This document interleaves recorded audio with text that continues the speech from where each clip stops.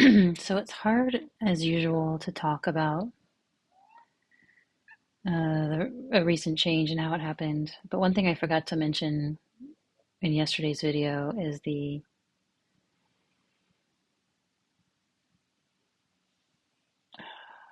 there was, when I was doing the breath work, there was some kind of feeling like I'm not waiting in the wings. I'm not on hold. I'm not waiting for life to start. I'm not, this isn't provisional. I'm not waiting to be liberated. I mean, it goes back to the old cliche, like, this is not a dress rehearsal, right? You hear it a million times, and then, but it doesn't quite hit all the way for many decades in many cases. So it's really funny how wisdom is dripping out of everywhere, and we just miss it. We just look past it. We're just like, right, that's true. And then we go live the opposite because we're boxed in by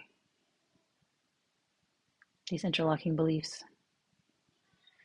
that are tied to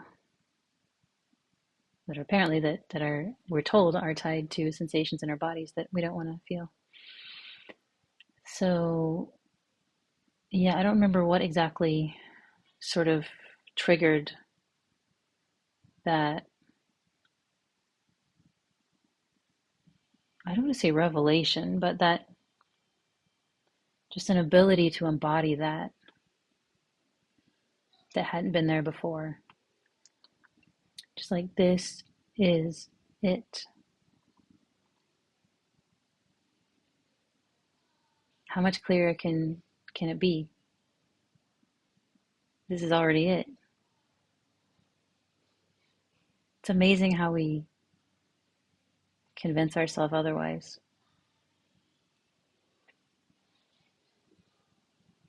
And you don't have to say like, okay, this is it. Okay, now I'm liberated. Why don't I feel liberated? Forget liberated. What do you actually feel? That's it. I feel heartache. Okay, great.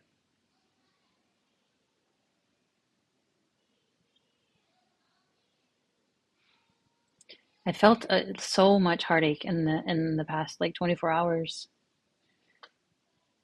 Or I mean, you call it heartache, but it's just sensation.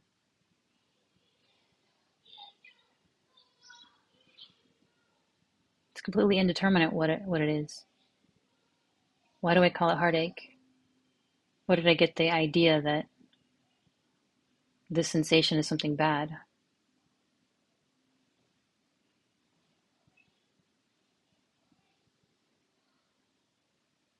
It's just a belief. It's just a thought.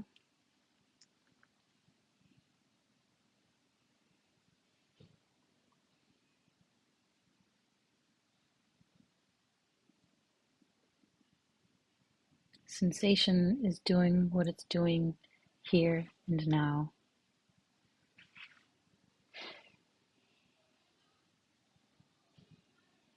And it's not a problem.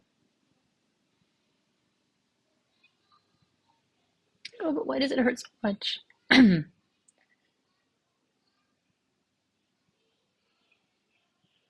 hurting is something that you're putting on top of it, not you. It's not on purpose. God knows I've spent a lot of my life virtually all of my life doing it too, doing it innocently, unconsciously, in a way.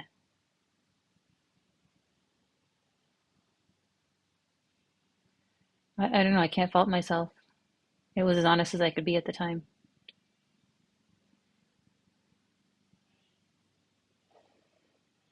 If it was as simple as hearing knowledge or insight or wisdom, seeing the logic of it and embodying it, we'd all be Buddhas. It'd be finished. And maybe in the end it is that simple. Maybe people like me who drag it out for years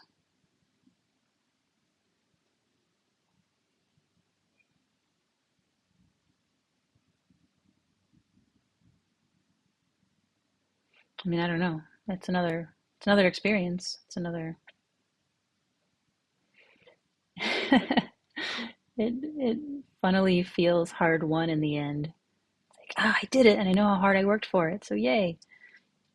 Even if there's no like you in particular to take credit, it's still there's I can say for me there's a perfume of accomplishment, I guess. Not accomplishment isn't anything I can show off to anyone.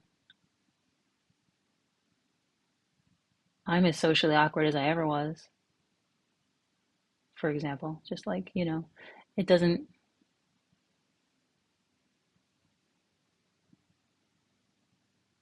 make you cool in the way you thought about cool necessarily. Well, I should speak for myself. I have not developed breakdancing skills. I saw a video of monks breakdancing. I thought that was one of the things. I guess not. Not yet anyway. Um,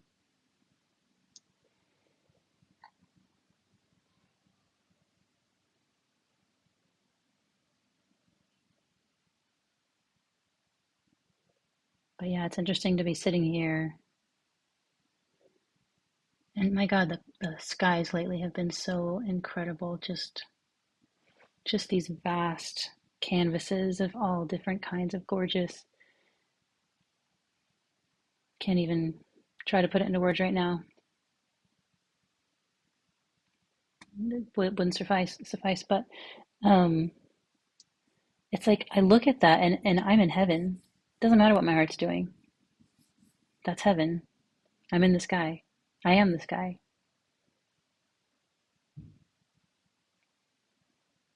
There's just sky. It's so simple.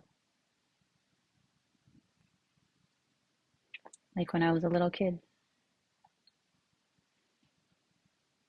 Well, not a little kid, when I was 13.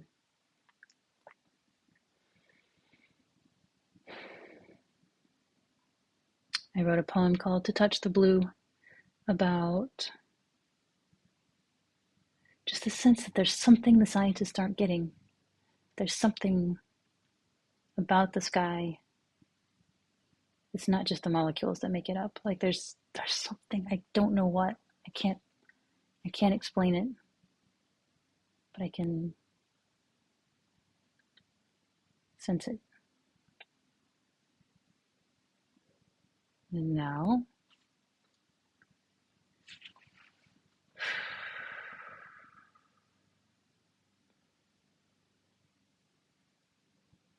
and even if there's power lines, the power lines are heaven too.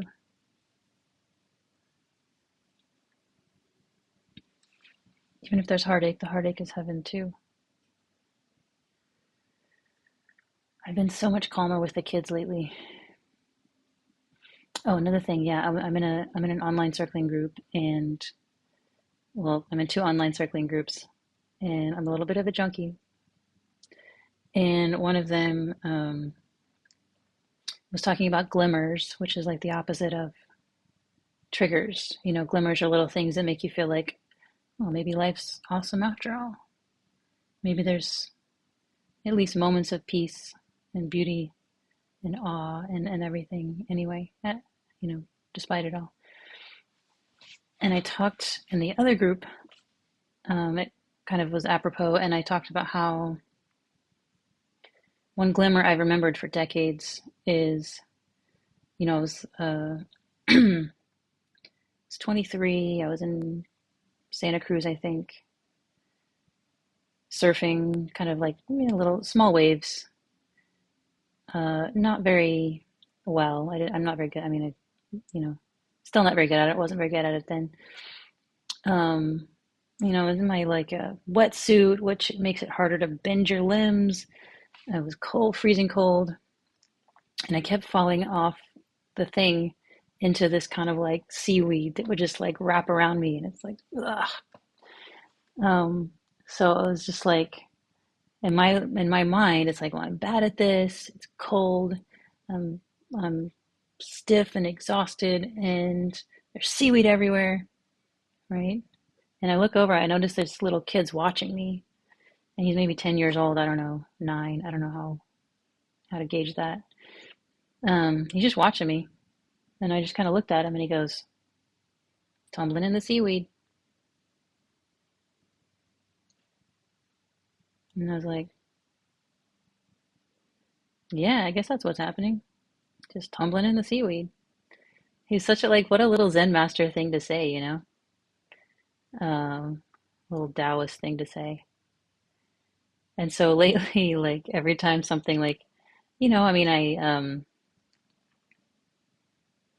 had a whole day planned today, and um, everything got kind of sidetracked because I had to do maintenance on both cars,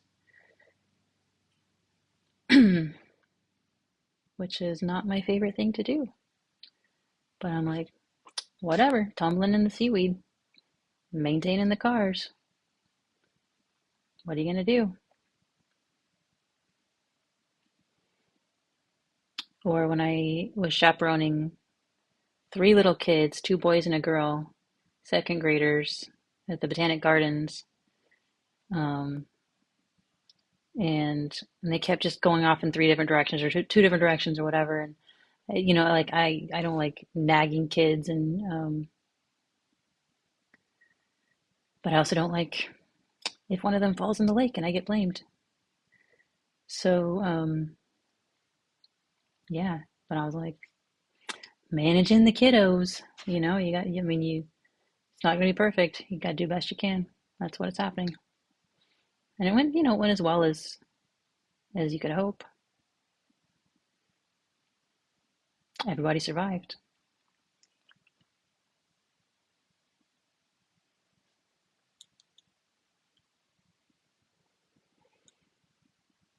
Um, but yeah, taking this moment seriously, like for real, this one, not in 1 second, not in 1 year, like this one. You're not waiting for life to start. It's here.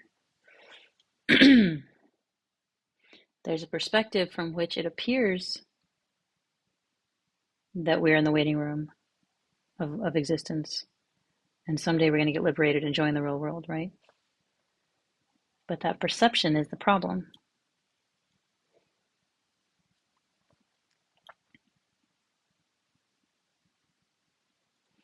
And another thing Angelo said that I keep going back to is suffering ends when you stop trying to end suffering. And I kind of felt that. I'm kind of like, I kind of know what he means, but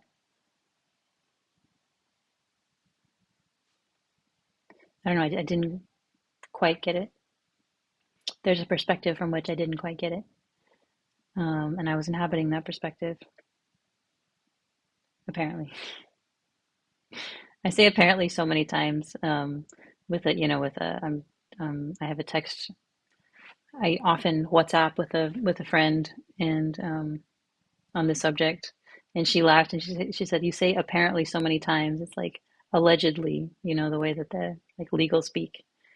Um, that was pretty funny. But yeah, suffering ends when you stop trying to end suffering. When you realize there's nothing to solve. When you realize there's nothing to stop, there's nothing to end. It's all here. It's all fine. Easy to say.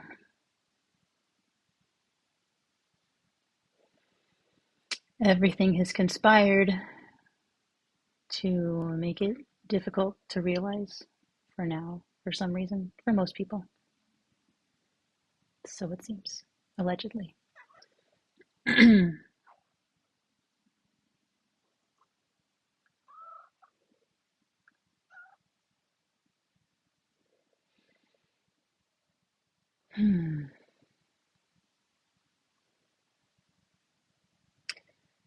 yeah, that practice that I was talking about, where you just stop second guessing yourself.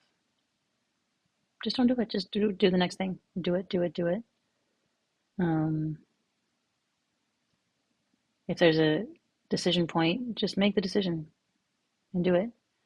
and don't second or third guess. Like today, I yeah, so the indicator light came on for a flat tire in one of our cars, the 2008 RAV4, and I was like, well, crap. If I have a flat tire, then there goes a big chunk of the day, right? So I sort of looked on Google Maps for like an automotive center, and I had I had several options. They were different locations, and it was just kind of like this one, okay. And then it's like you just pick one, you go. Like you don't need to make a big thing about it. Whereas before it would be like, well, what about this? Should I call them? It's just like I had a feeling about this one. Okay, let's go to this one. Um, and then it was like, oh, I never got the tires in the other car aligned, and we're about to go on a big trip, so don't want to do that, but as good a time as any. Let's do it. So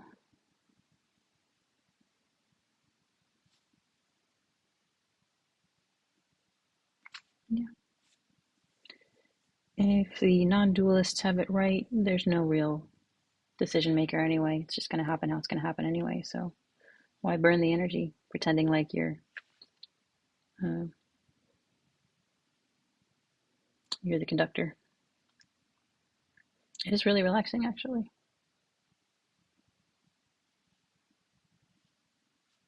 Make a choice, do the thing, don't care about anything else until it's might actually be fruitful to do so. Okay, have a good one.